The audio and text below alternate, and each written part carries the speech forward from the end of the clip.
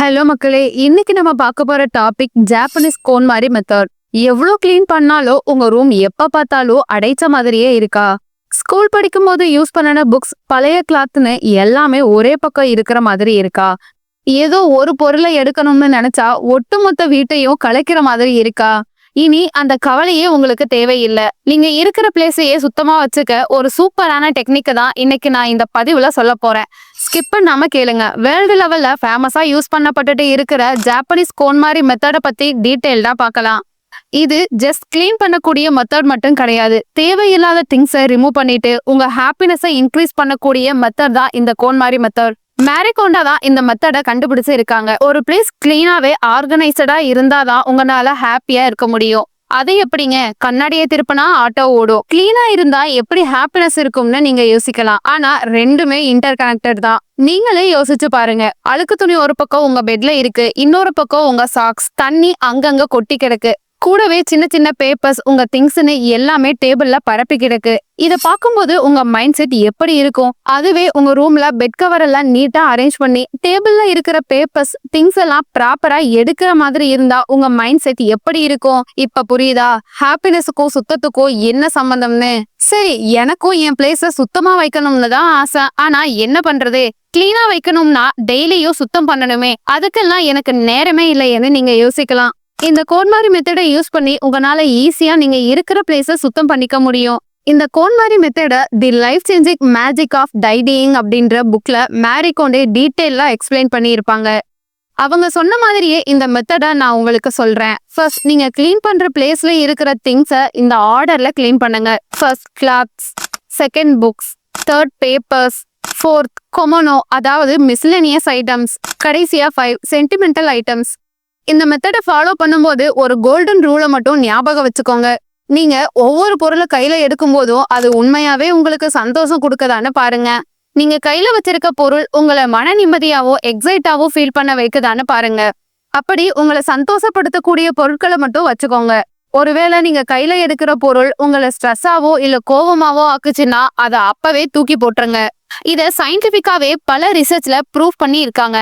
2016ல பண்ணின ஒரு ரிசர்ச் படி கிளீனான ஒரு என்வரான்மெண்ட்ல இருக்கும்போது உங்களோட ஸ்ட்ரெஸ் அண்ட் ஆன்சைட்டி லெவல் கம்மியா ஆகுதுன்னு கண்டுபிடிச்சிருக்காங்க.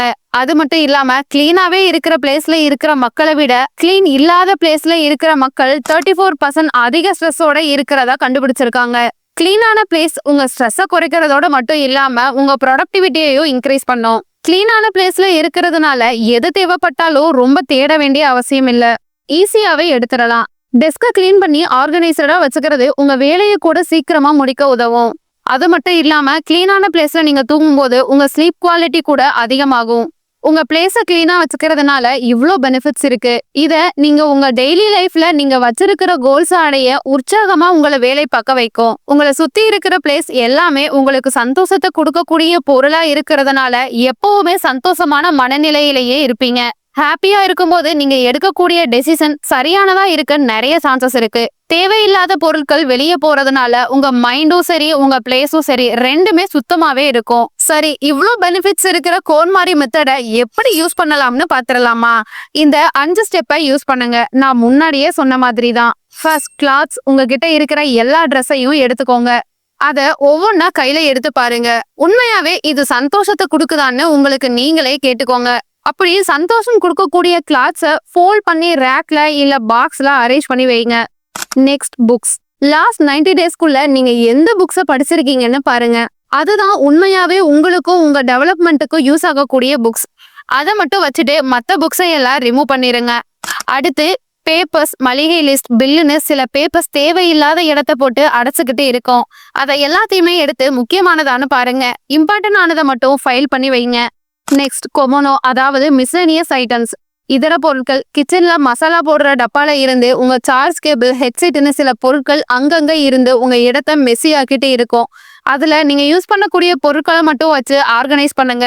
கடைசியா, சென்டிமெண்டல் ஐட்டம்ஸ், பழைய பொருட்கள், கிஃப்ட்ஸ், போட்டோஸ்னு ஒரு சில பொருட்கள் நம்ம வீட்டுல இருக்கும். அதுல நல்ல மெமரிஸும் இருக்கும், சோகமான மெமரிஸும் இருக்கும். உங்களுக்கு என்ன மெமரி சந்தோஷத்தை கொடுக்குதோ அதை மட்டும் வச்சுட்டு மீதியை தூக்கி போட்டுருங்க.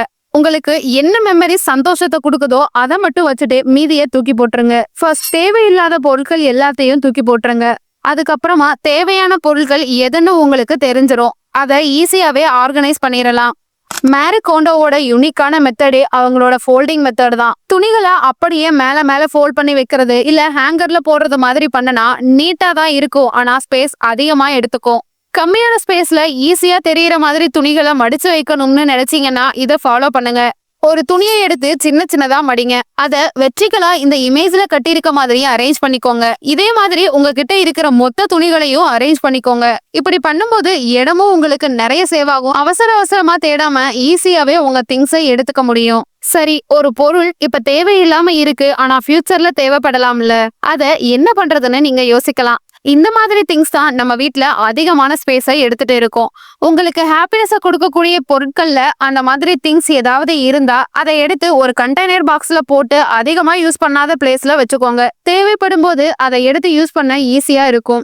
ஆனா இந்த மாதிரி திங்ஸ் முடிஞ்ச வரை எவ்வளவு கம்மியா இருக்கோ அவ்வளவு உங்க பிளேஸ் கிளீனாவே இருக்கும். என்னதான் நான் சொன்ன மாதிரி அப்படியே ஃபாலோ பண்ணனாலும் எவ்வளவு நாளைக்கு உங்க பிளேஸ் கிளீனாவே இருக்கும்ன்றது ஒரு குவெஸ்டின் மார்க் தான். அதுக்கு ஒரு குறிப்பிட்ட நாட்களை ஒதுக்கி அப்பப்ப கிளீன் பண்ணிட்டே இருங்க. எடுத்த பொருட்களை எடுத்த இடத்துல வைக்கக்கூடிய ஹேபிட்டை வச்சுக்கோங்க. இது உங்க கிளீனிங் டைமை சேவ் பண்ண உதவியா இருக்கும். ஒரே நாள்ல இந்த மொத்த மெத்தட்ஸையும் யூஸ் பண்ணி கிளீன் பண்றது கொஞ்சம் கஷ்டமான விஷயம்தான். கிளீனிங் ப்ராசஸை இன்னும் ஃபன்னா மாத்துறதுக்கு உங்க ஃபேமிலி மெம்பர்ஸை கூட சேர்த்துக்கோங்க. உங்க குழந்தைகளுக்கும் இந்த கிளீனிங் ப்ராசஸை சொல்லி கொடுத்து அவங்களையும் கிளீன் பண்ற ப்ராசஸ்ல சேர்த்துக்கோங்க. இல்ல அது கஷ்டம்னா டெய்லியும் கொஞ்சம் கொஞ்சம் பிளேஸை சூஸ் பண்ணி கிளீன் பண்ணலாம். ஒரு நாளைக்கு 10 to 15 மினிட்ஸ் ஒதுக்கி கூட ஒவ்வொரு பிளேஸையும் கிளீன் பண்ணலாம். இது கிளீன் பண்ணி பண்ணி உங்களை டயர்ட் ஆகாம இருக்க உதவும். இதுதான் கோன்மாரி மெத்தடோட ஒட்டுமொத்த ப்ராசஸே. இந்த மெத்தடை யூஸ் பண்ணி உங்க வீடு, ஆபீஸ்னு எந்த பிளேஸை வேணும்னாலும் எஃபெக்டிவா கிளீன் பண்ணி அதோட பெனிஃபிட்ஸையே அச்சீவ் பண்ணலாம். ஒரே நாள்ல வீட்டையே புரட்டி போட்டு சுத்தம் பண்ணணும்னு எல்லாம் இல்ல. இன்னைக்கே சின்னதா தொடங்குங்க. உங்க ஹாப்பினஸ்க்கான முதல் ஸ்டெப்பை எடுத்து வைங்கன்னு சொல்லி இந்த பதிவை நான் நிறைவு பண்றேன். நீங்க இந்த கோன்மாரி மெத்தடை ஆல்ரெடி யூஸ் பண்ணிருக்கீங்கன்னா அதுல உங்களுக்கு கிடைச்ச பெனிஃபிட்ஸை கமெண்ட்ஸ்ல சொல்லுங்க. எல்லாருமே தெரிஞ்சுக்கலாம். இந்த பதிவு உங்களுக்கு யூஸ்ஃபுல்லா இருந்திருக்கும்னு நம்புறேன். வீடியோ பிடிச்சிருந்தா லைக் பண்ணிட்டு உங்க ஃப்ரெண்ட்ஸ் அண்ட் ஃபேமிலிக்கும் ஷேர் பண்ணுங்க. இன்னொரு நல்ல டாபிக்ல நான் உங்களை சந்திக்கிறேன். நன்றி.